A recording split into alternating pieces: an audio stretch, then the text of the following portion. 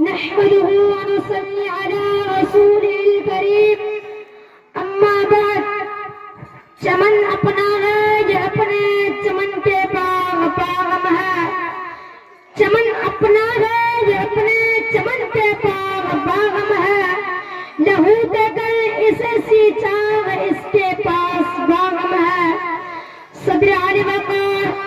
خدا واحد کے غلامی اختیار کر لینے کے بعد انسان دوسری سارے غلامیوں سے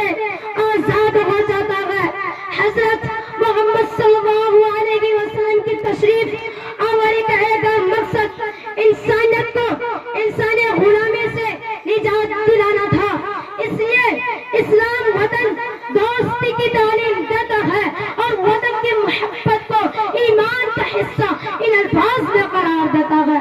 حب الوطن من الایمان ہندوستان کی تاریخ گواہ ہے اپنے وطن سے مسلمانوں نے نہ صرف جذباتی محبت کا اظہار کیا بلکہ اس کو انگریزوں کے تسلط سے آزاد کرانے میں پیش رہے اس ملک کی آزادی کے لیے جن مجاہدوں نے گولیاں کھائی جان کی صحبت برداشت کیے مسکراتے کہ وہ پھانسی کا پھندا گلے میں ڈالا ان مجاہدوں نے آزادی میں ہندو مسلم سب شریک تھے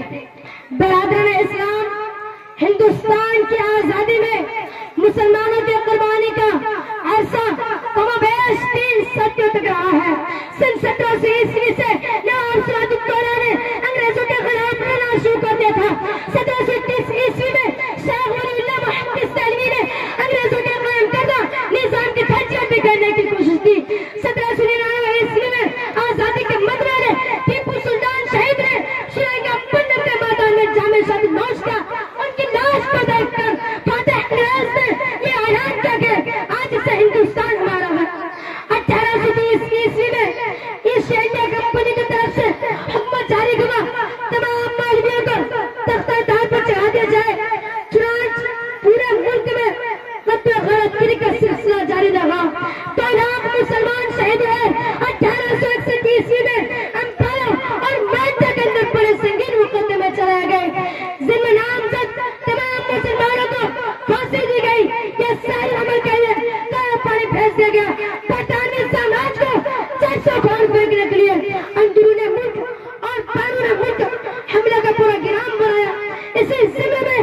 ریشمی روان کی تحریک چلائی جس میں بڑے بڑے سیاسی قائدین شریف ہے مولانا حسین احمد مدنی نے کراچی کے اجلاس سے خطاب کرتے ہوئے فرمایا یا تو ہندوستان کی آزاد ہوگی سرزمین یا تو ہندوستان کی آزاد ہوگی سرزمین کہنی ہوگی مجھے انگلینڈ میں تو غزمین